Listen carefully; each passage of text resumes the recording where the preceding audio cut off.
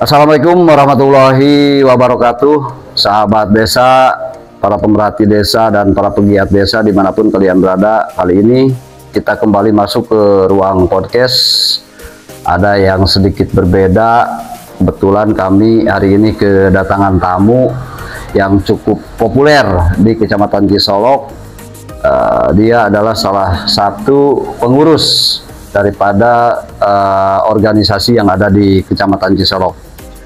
Sahabat desa, kita sebelum ngobrol tentunya kita perlu saling mengenal ya, bagaimana sosok beliau nanti akan memberikan pengalaman tentang pengawasan dana desa yang dikelola oleh desa-desa yang ada di Kecamatan Cisolok. Sebelumnya saya kenalkan beliau.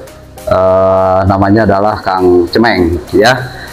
Assalamualaikum Kang Cemeng. Waalaikumsalam. Sehat? Alhamdulillah. Nah itu beliau adalah seorang aktivis di Kecamatan Cisolok sekaligus pengurus atau wakil ketua dari organisasi KNPI ya Kang Cemeng. Kang Cemeng, sebelum kita ngobrol ringan, kita santai saja. Tentunya ada beberapa yang harus saya gali kaitan dengan pengawasan dana desa yang ada di Kecamatan Cisolok. Yang mana Kang Cemeng adalah bagian daripada kontrol sosial. Yang mana warga masyarakat desa bersandar ke Kang Cemeng sebagai organisasi, pengurus organisasi. Tentunya ingin saya tahu pengalaman Kang Cemeng bagaimana tentang pengawasan dana desa yang ada di Kecamatan Cisolok.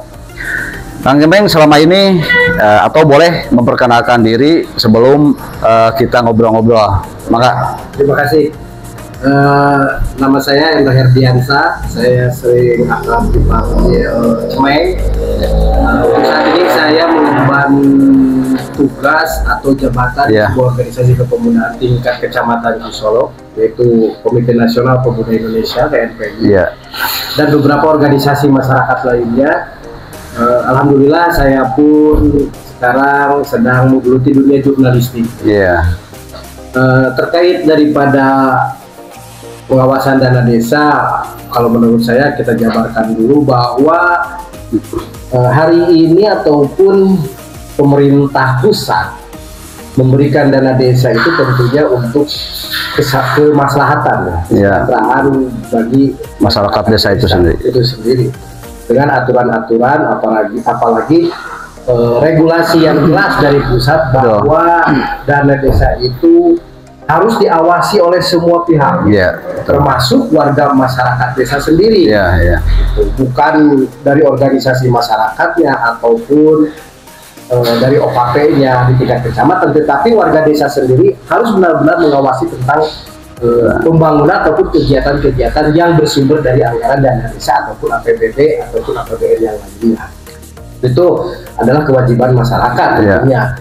Jadi untuk selama ini masyarakat jangan diam saja ketika ada sebuah kegiatan desa itu perlu dipertanyakan dari mana ini anggarannya, dari dana desa ataupun dari leading sektor yang lain. Nah hari ini ketika kami ke lapangan untuk mengawasi dana desa, alhamdulillah karena prinsipnya bahwa Indonesia itu untuk membangun Indonesia itu harus dari desa dulu.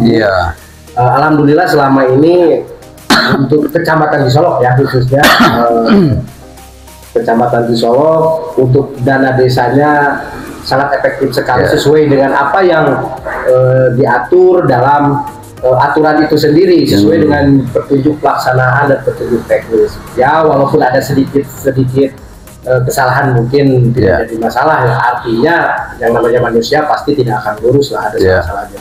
Itu pun bisa kita peringatkan seperti itu.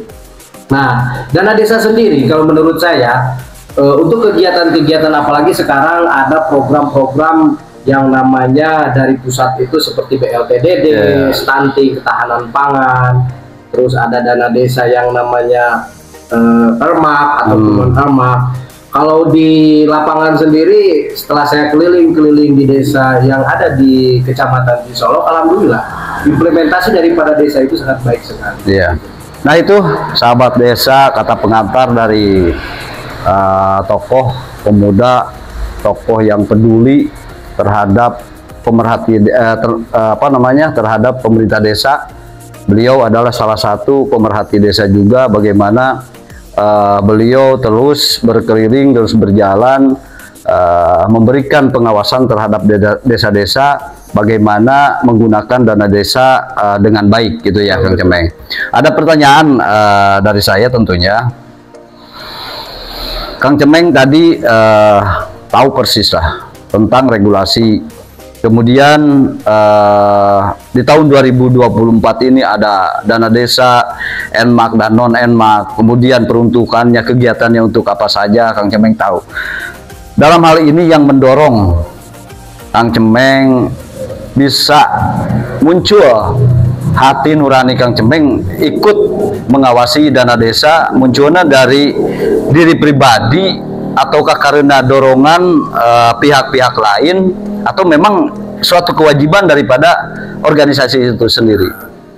Kalau menurut saya, ketika kita mengawasi dana desa itu sudah diamanatkan oleh undang-undang, bahwa ada dalam aturan kita sebagai warga masyarakat, artinya tidak didorong oleh siapapun, tetapi timbul dari hati, muncul dari hati, dari nurani sendiri, bahwa ini perlu untuk diawasi. Karena apa? Yang namanya sebuah kegiatan itu harus ada balance, artinya harus ada pengawasan. Jangan sampai tadi terjadi ketimpangan ataupun penyalahgunaan ataupun penyelewengan. Yang timbul kita pengawasan itu, satu, menurut amanat undang-undang, yang kedua karena hati nurani. Bagaimana bahwa masyarakat desa yang notabene dianggarkan dari dana desa itu bisa menikmati dana desa itu dan bisa mesejahterakan masyarakat sendiri. Nah itu sahabat desa, semakin berat nih obrolan bagaimana beliau terus mengawasi, muncul dari hati nurani beliau, bagaimana para kepala desa, pemerintah desa benar-benar menggunakan dana desa agar output capaian daripada dana desa itu dapat tersampaikan dan dapat dirasakan oleh masyarakat itu sendiri. Nah itu Kang Cemeng tadi saya kutip pembicaraan sedang masuk ke atau menjajaki dunia jurnalis nih. Dunia jurnalis itu kan tentunya harus memiliki bahan agar berita dapat berimbang berdasarkan temuan-temuan di lapangan. Nah hal-hal seperti itu kita berbagi pengalaman nih, karena masyarakat pun ada bagian yang tidak tahu bagaimana cara pengawasan dana desa itu. Nah mungkin Kang Cemeng bisa berbagi di ruang podcast ini, karena ruang podcast ini saya buat untuk keterbukaan publik, Kang Cemeng. Jadi siapapun ini bisa masuk, dan saya siap untuk mewawancarai sebagai host di sini tentunya. Nah pengalaman Kang Cemeng ada mungkin tidak sempurna ya, yang namanya pemerintah desa. Ada bagian-bagian yang mungkin ada ditemukan oleh Kang Cemeng. Cara pengawasan dana desa atau dana yang masuk ke rekening desa itu seperti apa? Apakah hanya di APBDes, kemudian di realisasinya tidak ada, atau kedua-duanya berimbang antara APBDes dan realisasi itu ada nyata gitu dirasakan oleh masyarakat?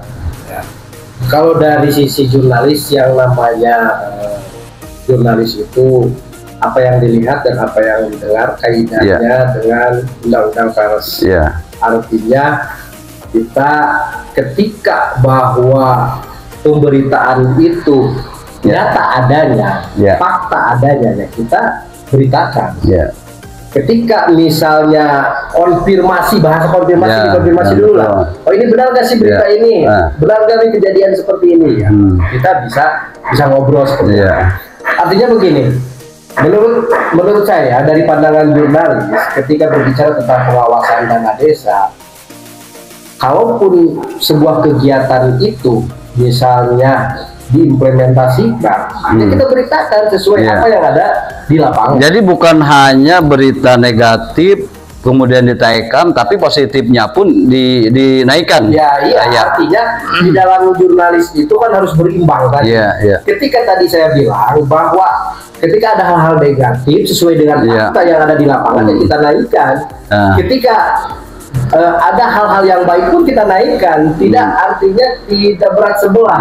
jangan sampai negatifnya dinaikkan, tapi sisi kebaikannya tidak dinaikkan. Nah gini, agar berimbang nih tentunya sahabat desa, saya akan terus menggali pengalaman beliau bagaimana agar kalian bisa tahu sisi mana pengawasan itu dilakukan oleh masyarakat desa. Agar berita berimbang, kemudian setelah mendapatkan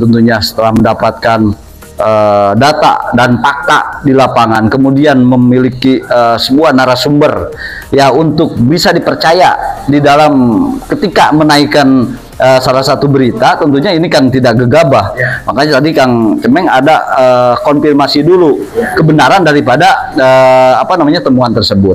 Nah, bagaimana ketika temuan tersebut misalkan jelas fakta, kemudian narasumbernya ada, kemudian saksi-saksi itu ada, kemudian jelas adanya itu suatu kejahatan, anggaplah ada penyelewengan di situ, apa yang dilakukan oleh Kang Cemeng? Apakah konfirmasi dulu atau langsung dinaikkan, dan mungkin bisa saja membuat laporan itu sendiri kan itu. Dalam undang-undang pers itu ketika ada misalnya tanda kutip oknum kepala desa, betul, ataupun perangkat desa yang membuat sebuah kesalahan, di situ ada hak jawab dan hak koreksi, tentunya. Karena media ataupun menurut saya jurnalis itu bukan penjustis, bukan penjustis. Hanya menaikkan yang ada, yang ditemukan. Tapi tadi saya bilang ketika dinaikkan sebuah rilisan ataupun berita itu, misalnya nih. Si kepala desa yang tanda kutip kita bicara ke praduga tak bersalah dong, artinya di situ ada hak jawabnya dulu. Kepala desa ini ada hak jawab, ada hak koreksi. Makanya tadi ada konfirmasi dulu. Ada konfirmasi dulu, benar kan isi berita ini seperti ini. Nah, itu ada hak jawab dan ada hak koreksi daripada yang diberitakan tadi. Nah, kemudian kami media itu bukan penjustis. Yang namanya penjustis itu adalah aparat penegak hukum, tentunya. Kalau kami hanya berkewajiban memberitakan, silakan. Itu nanti dari pihak yang punya wewenang, artinya hukum itu mau adanya penyelidikan dan penyidikan, itu silakan. Hasil daripada berita itu. Ada berita tadi. Makanya kan sebelum ada pemberitaan miring itu kan ada dulu hak jawab dan hak koreksi, itu sesuai dengan undang-undang pers tentunya. Bisa Anda buka di undang-undang persnya, itu ada hak jawab. Betul. Nah, gini Kang, maaf saya potong, hak jawab kemudian setelah melakukan konfirmasi ini, misalkan ada satu temuan nih, kemudian Kang Cemeng membuat rilis suatu berita tentang temuan tersebut. Nah, kemudian setelah dikonfirmasi ke pihak yang bersangkutan, ke oknum yang disebutkan tadi, ketika ngeyel kemudian tidak untuk memperbaiki atau mengembalikan apa yang dirugikan, kan merugikan negara, itu apa yang dilakukan oleh Kang Cemeng? Ya, kita siapapun juga bisa, jangan dari pihak media, dari organisasi, dari masyarakat pun bisa untuk melaporkan jika ada temuan-temuan di lapangan seperti itu. Bisa dilaporkan kepada pihak yang berwajib. Misalnya ketika tadi bahasanya tidak bisa dibina, tidak bisa diluruskan, tidak bisa diperbaiki, itu mungkin artinya kita akan melakukan sebuah pelaporan tentunya. Tapi kita pun tidak bisa menjustis atau benarnya, karena yang punya hak dan wewenang itu adalah tadi. Nah, gini, yang saya belum paham ini semakin berat ya, sahabat desa. Kalau yang mungkin melakukan usaha agak berinding sedikit ya, tapi di sisi lain mudah-mudahan ini menjadi motivasi buat kalian semua, buat perangkat desa, buat kepala desa ataupun masyarakat itu sendiri, bagaimana pengawasan dana desa dengan baik dan benar gitu ya.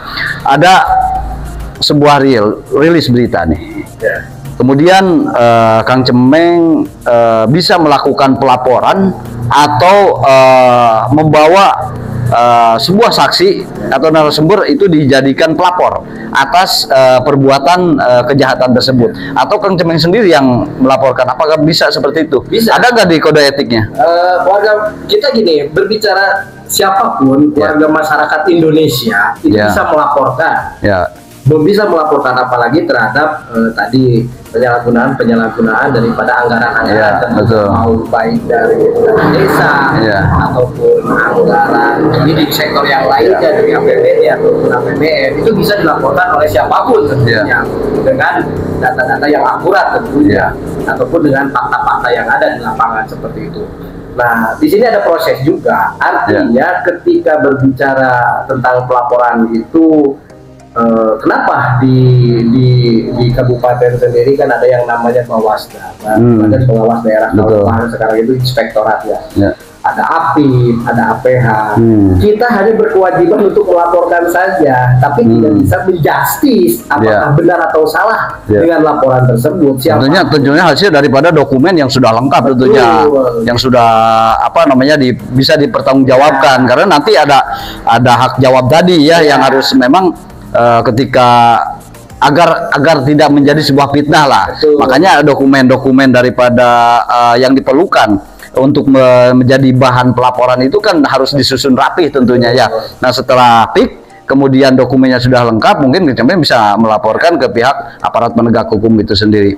Nah, Kang Cemeng tentunya ada panjang lah durasi Kang Cemeng masuk menjadi pengurus salah satu organisasi yaitu KNPI. Bagaimana KNPI adalah suatu wadah berkumpulnya para organisasi yang ada di Kecamatan Cisolok tentunya ya, sebagai induk daripada organisasi. Nah, dalam hal ini sisi pengalaman Kang Cemeng nih selama perjalanan mengawasi dana desa, tentunya jarang-jarang orang yang punya mental yang kuat tentunya ya datang ke desa-desa. Nah, selama ini pengalaman ada nggak bentuk intimidasi ataulah tekanan atau gimana gitu terhadap Kang Cemeng itu sendiri ketika merilis suatu berita yang hasil temuan daripada Kang Cemeng itu sendiri? Ada nggak bentuk intimidasi atau hal apalah yang kira-kira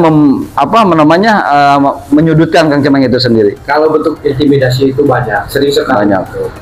Itu mau dari kepala desa sendiri. Itu ketika kita menanyakan bahwa kegiatan-kegiatan itu, tapi kalau menurut saya mungkin mereka belum paham juga. Setelah kami jelaskan bahwa tugas kami adalah pengawasan kontrol sosial, artinya kita sama-sama belajar untuk memperbaiki.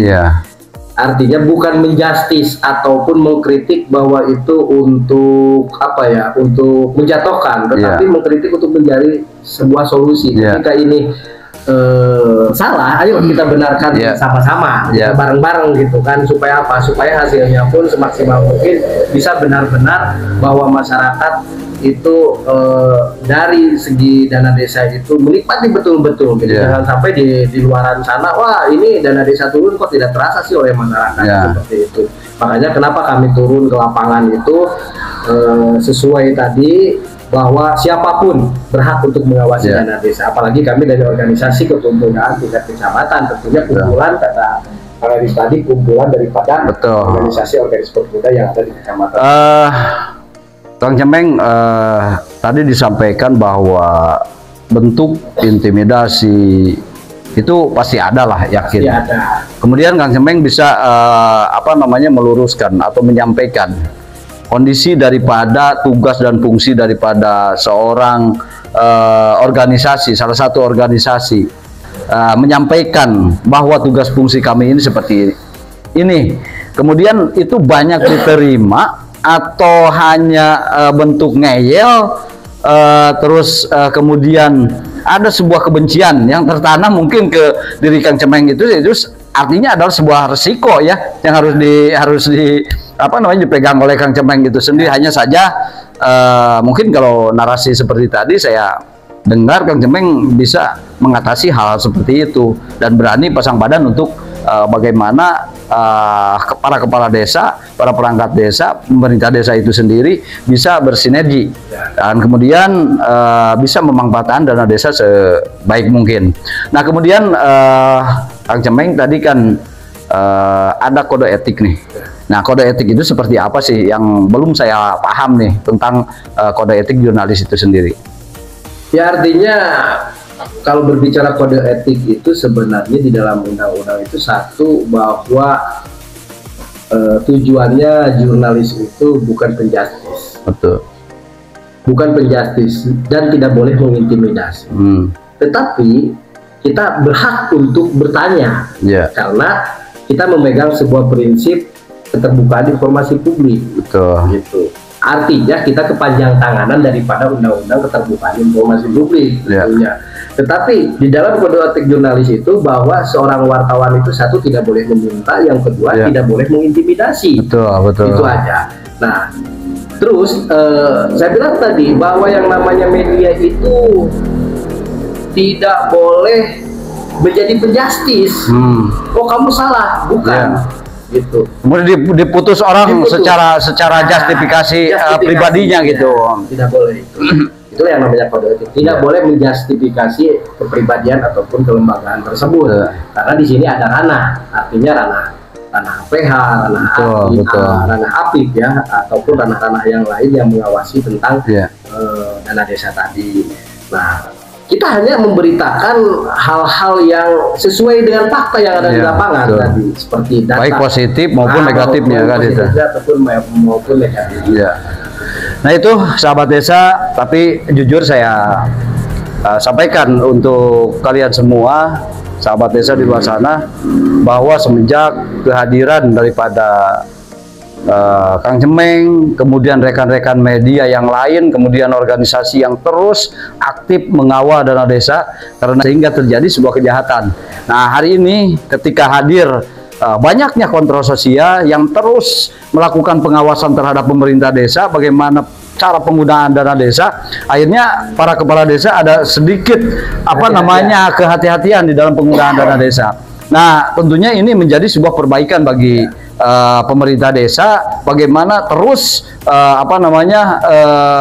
memperbaiki diri, kemudian menggunakan dana desa sebaik-baik mungkin berdasarkan regulasi-regulasi yang ada tentunya Kang Cemeng. Kami tentunya sangat berterima kasih karena semakin banyak orang-orang seperti Kang Cemeng kemudian bermunculan daripada warga masyarakat punya keberanian, punya nyali untuk ikut serta mengawal dana desa ini, bagaimana dana desa bisa dirasakan oleh masyarakat, sehingga tujuan membangun Indonesia dari pinggiran itu, yaitu dari desa, dapat terwujud. Nah itu salah satunya.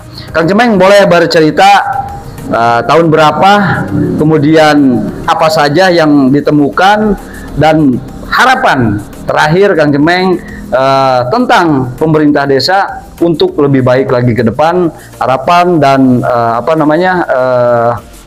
pengalaman. Silakan berbagi dan bercerita di sini agar rekan-rekan sahabat desa di luar sana bisa mengikuti jejak daripada Kang Cemeng itu sendiri, sehingga desa-desa yang ada di Kecamatan Cisolok ya, terutama di Kabupaten Sukabumi, dapat kondusif, sehingga terbangun sinergitas antara pemerintah desa, kemudian hasil daripada dana desa itu dapat dirasakan oleh masyarakat. Silakan Kang Cemeng.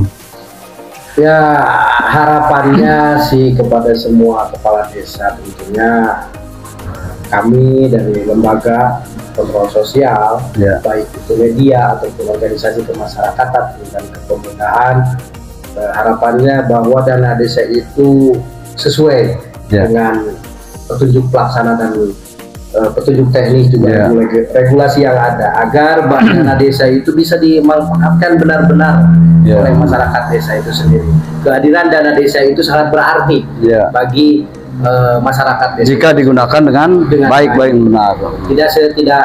Tidak sedikit banyak para oknum kepala desa yang sudah masuk uji karena tidak bisa memanage, karena tidak kehati-hatian dalam pengelolaan dana. Tidak bisa memanage atau mereka tidak paham atas aturan yang dibuat oleh pemerintah itu sendiri.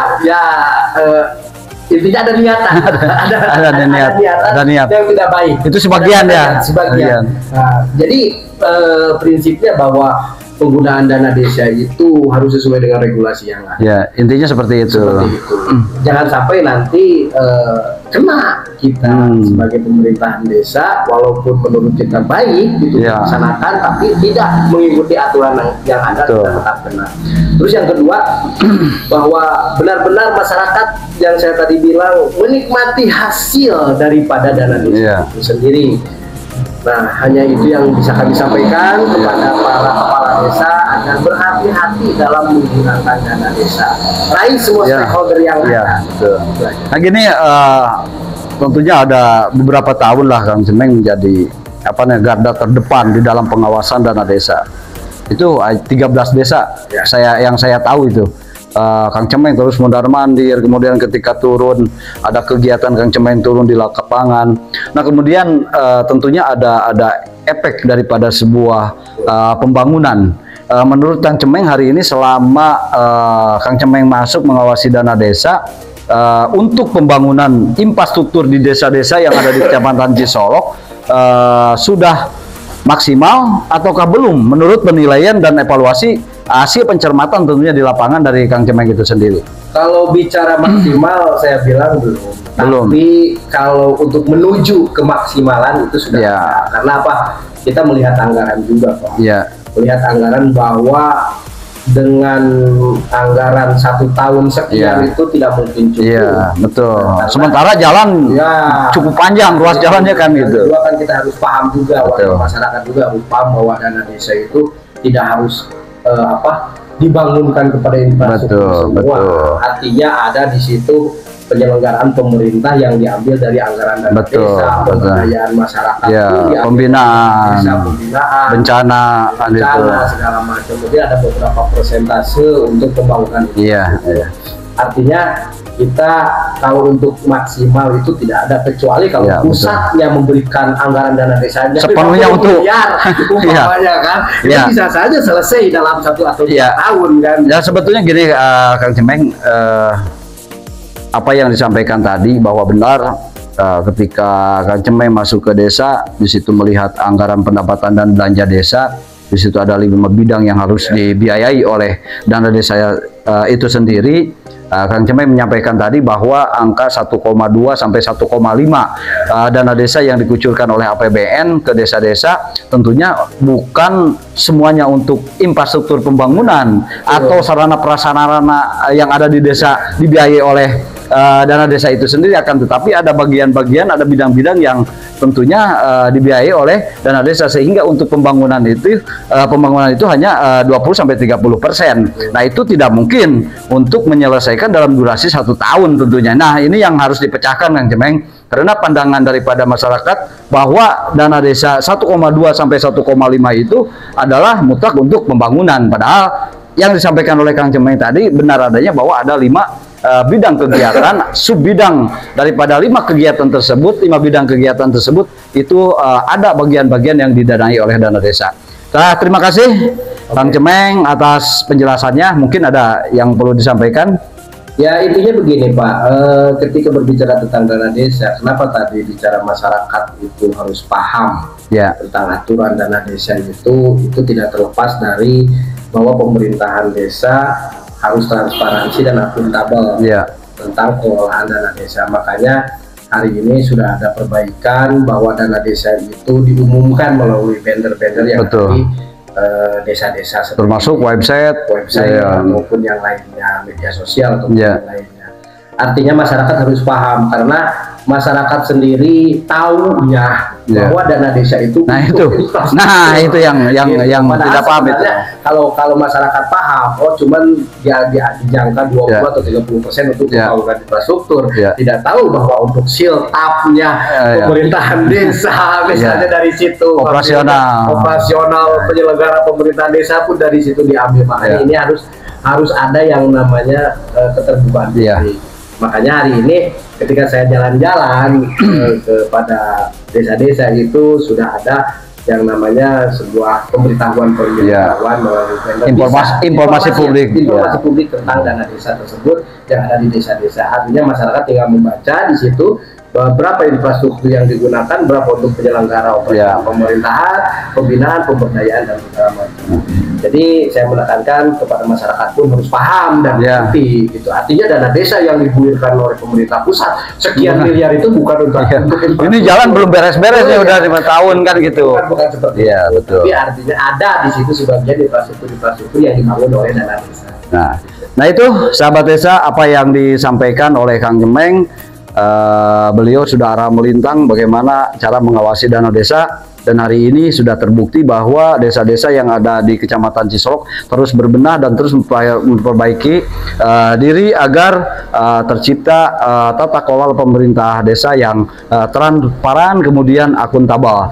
Kang Cemeng, terima kasih dan jangan menyerah, terus awasi dana desa sampai desa-desa memiliki